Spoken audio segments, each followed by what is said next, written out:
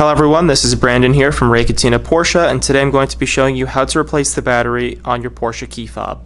The first thing you're going to want to do is flip over the key fob, and on the back you're going to see a little divot. Please take a flathead screwdriver, or if you have a tough fingernail, and pop this portion off.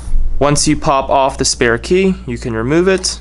From there, you're going to want to use a flathead. You're not going to be able to use your nail to get into here, but the flathead will allow you to see there is a small little divot between the outer edge and the inside.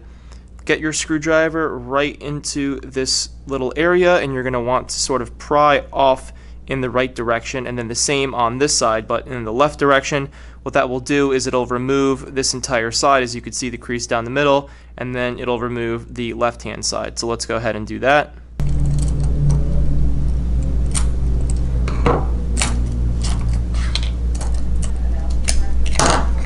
Once you have both sides off, you're then going to be able to see the center where the actual battery is located with the letters open, and then you have a counterclockwise arrow that points to go this way.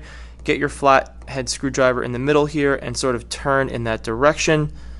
It's a little hard to get going with your hands, that's why I recommend to use the screwdriver, and then you can just pop it off and reveal the battery. From here, you could just dump out your old battery and then replace it with a brand new one with the positive side up.